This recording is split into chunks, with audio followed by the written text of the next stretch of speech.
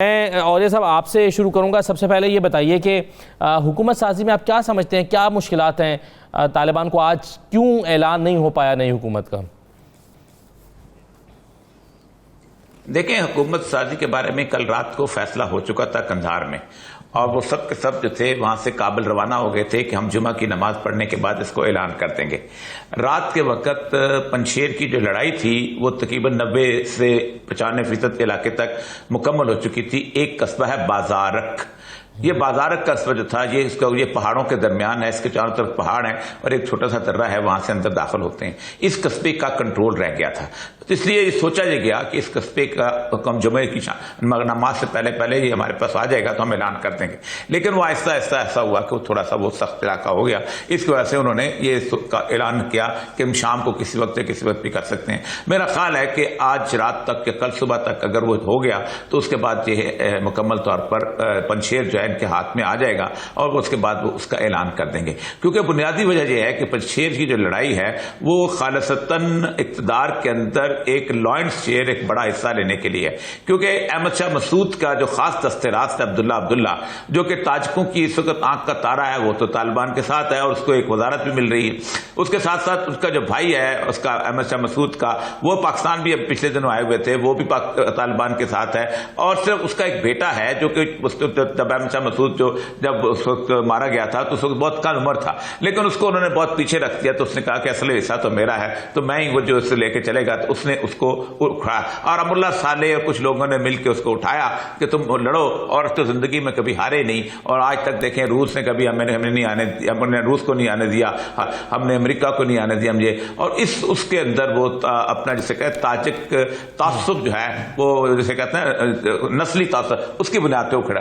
اب اس وقت وہ تقریباً مکمل ہونے والا. ایک بات تو یہ بڑی طے ہے کہ یہ 1-2 دن کے اندر ان کا ہو جائے گا. کیونکہ اگر افغانستان میں کہیں پر کوئی خانہ جنگی ہو رہی ہوتی اور کسی علاقے میں ہو رہی ہوتی تو پورے 99% افغانستان میں حکمت جار کے لوگ بھی موجود ہیں, کہیں نہ کہیں عبداللہ کے بھی لوگ موجود ہیں, کہیں دیکھیں آپ خود سوچیں کہ سب سے بڑی ریزسٹنس جو تھی وہ سینٹرل افغانستان میں ہونی تھی, جو کہ بنیادی طور پہ ہزارہ جات کا علاقہ ہے. آپ دیکھیں ہزارہ جات کے اندر جو ہے اس پہ وحدت نے مکمل طور پہ طالبان کی سپورٹ کا اعلان کر دیا ہے. سینٹرل افغانستان کی جو ہے یہ بڑی تکلیف دہ صورتحال ہوتی ہے کہ اس کے چاروں طرف لوگ آباد ہوتے ہیں, آپ نہیں کر سکتے. جہاں تک اس بات کا تعلق ہے پنشیر کا, اس کو راستہ جاتا تھا اصل میں خاخور کے ایئر بیس کے ساتھ, وہ ہے تاجکستان میں. اور تاجکستان میں ایک بہت اہم بات ہوئی کہ تاجکستان نے 15 منٹ کے اندر فیصلہ کیا کہ ہم اشرف غنی کا جہاز تاجکستان میں اترنے دیں گے یا نہیں. اور اس کے بعد انہوں نے کہا خبردار نکل جاؤ یہاں سے. اور اس کے بعد یہ ہوا کہ اب پنشیر کو کوئی راستہ نہیں نکلا, اور ایئر ڈراپ سے بم گرا کے اسلحہ گرا کے لڑائی جیتی نہیں جا سکتی. تو یہ 1-2 دن کے اندر یہ جو حکومت والا مسئلہ ہے یہ تو مشکل نہیں ہے, یہ تو حل ہو جائے. ہو سکتا ہے آج رات کو اعلان کر دیں یا کل شام تک اعلان ہو جائے. بالکل ٹھیک ہے. تو کیا جنرل جاذبان صاحب, کیا آپ کے خیال میں پنشیر ہی واحد ابھی ہرڈل ہے طالبان حکومت کے اعلان میں؟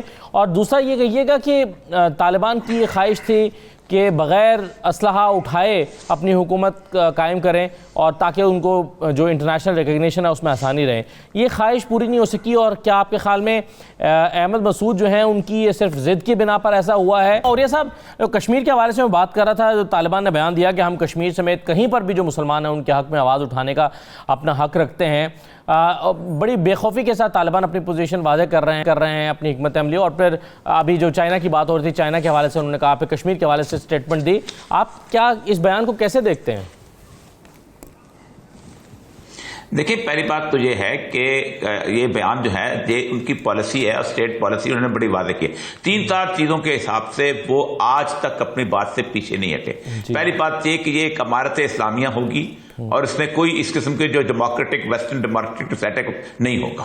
آپ کچھ کہہ لیں, ہمیں بدنام کر لیں, آپ نے ہماری جو چھیڑ بنائی ہوئی ہے, عورتوں کی چھیڑ بنائی ہوئی ہے, یا آپ نے ہماری جو بنائی ہوئی ہے اس قسم کی بات کی جناب جمہوریت کے مخالف ہیں, ہم نے شریعت لے کے آنی ہے. ہم بیعت پہ بلیو کرتے ہیں. مولانا اخندزادہ ہبت اللہ, سارے چینل ہبت اللہ لکھتے ہیں پاکستان, ہبت اللہ اخندزادہ جو ہیں وہ امیر ہوں گے, وہ آج بھی امیر ہیں, اس سے پیچھے نہیں. دوسرا انہوں نے بتایا کہ مسلم امہ کے کن کن برننگ ایشو پر ہمارا کیا موقف ہے, وہ آج بھی اس پہ قائم ہے, اور مستقل طور پہ اس میں کشمیر ہو, اس میں فلسطین فلسطین ہو، باقی ساری چیزیں. اور تیسری بات ان کی یہ ہے کہ انہوں نے فارمیشن آف دا حکومت اور لا کے حساب سے.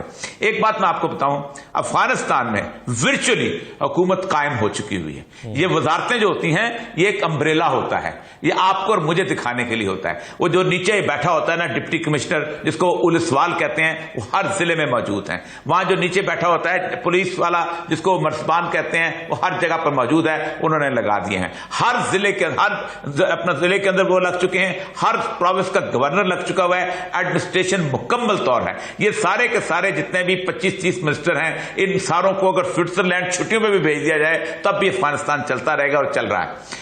آپ تورخم پہ چلے جائیں، تورخم میں اس دفعہ 3 گنا زیادہ پاکستان نے ریونیو اکٹھا کیا ہے. آصف جا کل وہاں وزٹ کر کے انچارج ہیں، اس کے مجھے بتا رہے تھے کہ 3 گنا زیادہ 85 بلین روپیز جو ہم نے زیادہ لیا ہے، اور انہوں نے 1/3 حصہ ریونیو کم کر دیا اس علاقے کا.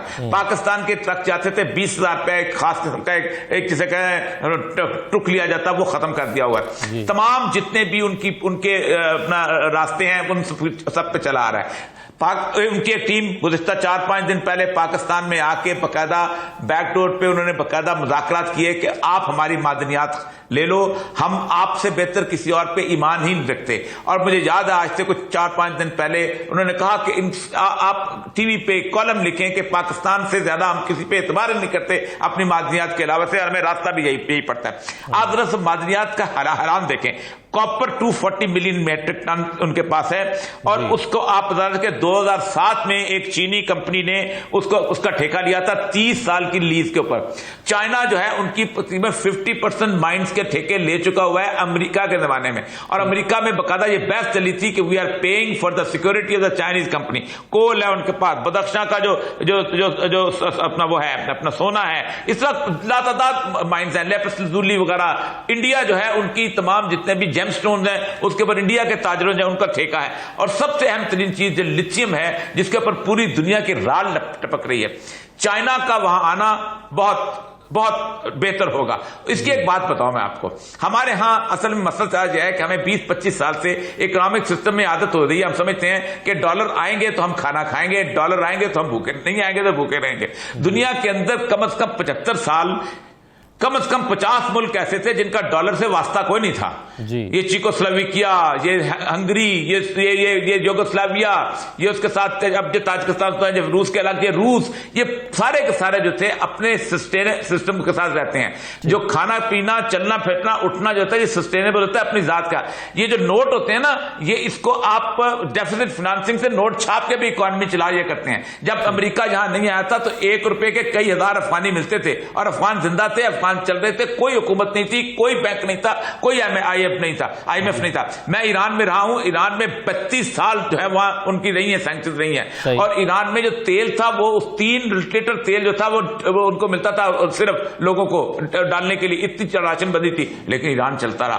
تو اگر چائنا کی سپورٹ موجود ہے، آپ اگر چائنا کی سپورٹ کے اوپر کوریا چل گیا، اگر چائنا کی سپورٹ کے اوپر اور ممالک چل گئے تو یہ ملک پچھا. اور یہ صرف ایک چائنا نہیں ہوگا. آپ سوچ لیں چائنا کے ساتھ یہ پورے سینٹرل ایشین اسٹیٹس ہوں گی جو اس کے اندر ان کے ساتھ چلیں گی.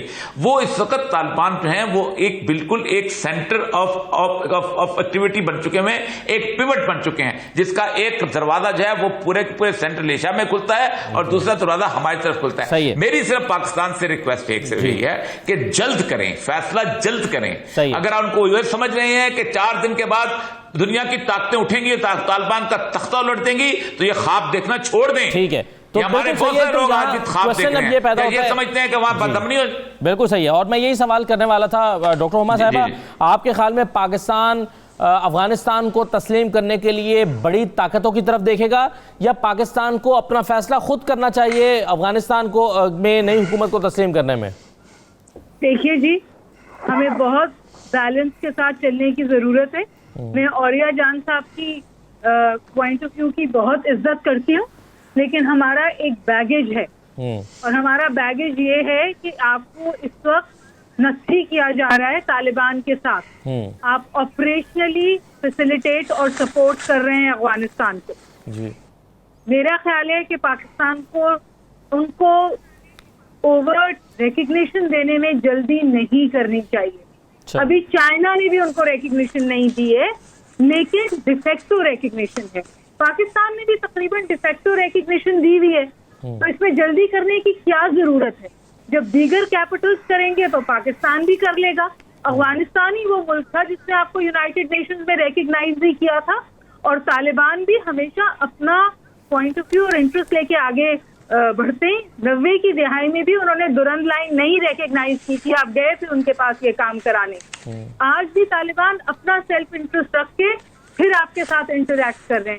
تو میرا خیال ہے کہ جو بلا وجہ شور ہے نا کہ کوئی بہت بڑی ہماری وکٹری ہو گئی ہے اور ہمیں بیک بیرل ان کے ساتھ چل پڑنا چاہیے, میرا خیال ہے ہمیں بھی اپنا انٹرسٹ دے کے آگے چلنا چاہیے.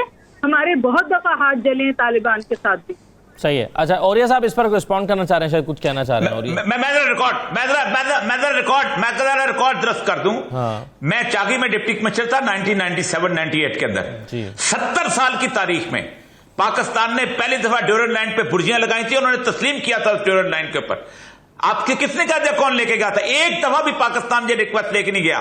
آخری دفعہ لے کے گئے تھے, اور ان لوگوں کو جانتا ہوں جو مذاکرات میں گئے تھے, اور انہوں نے کہا تھا کہ آج اور سو امریکنس آ چکے ہوئے تھے, انہوں نے کہا تھا یہ ڈیورنڈ لائن کو تسلیم کیا, تو اس نے کہا لوئی جرگا جو ہے اس کے سامنے رکھ دیں گے. اور دوسری بات, اور ملا عمر نے ایک بڑی کمال بات کی تھی, اس نے کہا تھا ہم مسلمان بنیادی طور پر ان چیزوں کو تسلیم ہی نہیں کرتے, یہ سرحدیں جو کہ ویسٹرن نیشن اسٹیٹ سے ملائی ہیں. ان کا اسٹیٹمنٹ اور ریکارڈ پہ ہے. پاکستان نے 70 سال برجیاں نہیں لگائیں. سروے آف پاکستان پہلی دفعہ طالبان کے زمانے میں آ گیا. میں نے 400 میل فینسنگ پر اعتراض اٹھایا ہے. جی ابھی بھی فینسنگ پہ اعتراض اٹھایا ہے, بالکل صحیح کہہ رہے ہیں. کس پہ؟ فینسنگ پہ. اوریہ صاحب ابھی طالبان نے فینسنگ پہ تو اعتراض اٹھایا ہے نا. نہیں, تو فینسنگ پہ بہت سارے لوگ اعتراض کرتے ہیں. فینسنگ پہ اعتراض کرنا نہ کرنے کا کیا مسئلہ ہے؟ دیکھیں فینسنگ میں تو کشمیری بھی اعتراض کرتے ہیں. فینسنگ تو دنیا پورے میں کہیں بھی نہیں ہونی چاہیے. میں تو اس چیز کا قائل ہوں. اگر یورپی یونین فینسنگ ختم کر سکتا ہے تو آپ کیوں نہیں کر سکتے؟ انسانوں کی تو نہیں رہ سکتا ہے دنیا میں, اس لیے کہ ہم صرف بھیڑیوں کی نسل ہے. یورپین یونین سے بہت مختلف ہیں اوریہ جان صاحب. ہماری زمینی حقائق نہیں ختم ہوگی باتیں. پہ وہ فینسنگ کرنی پڑی تھی, اور اسی ڈر سے کرنی پڑی تھی کہ افغانستان نہیں کیا زمینی حقائق ہے؟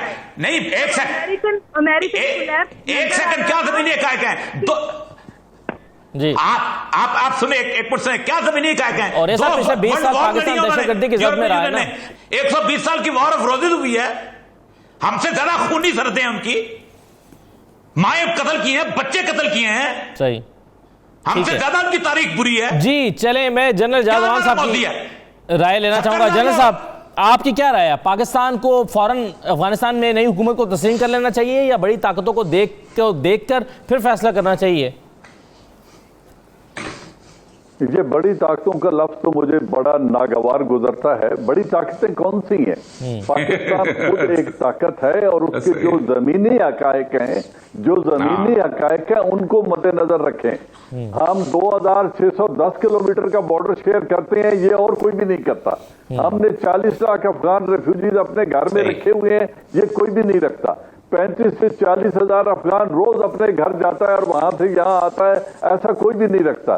ہیلتھ اور ایجوکیشن کے لیے افغان ہم پر ڈیپینڈنٹ ہیں, ایسا اور کسی کے ساتھ نہیں ہے. ٹریڈ کے لیے لینڈ روٹ ان کے ہم سے گزرتے ہیں, اور وارم واٹرز میں آنے کے لیے یہی ایک واحد راستہ ہے. لینڈ لاکڈ کنٹری کے لیے یہی تجارت کا ایک روٹ ہے, ایسا اور کہیں بھی نہیں ہوتا ہے.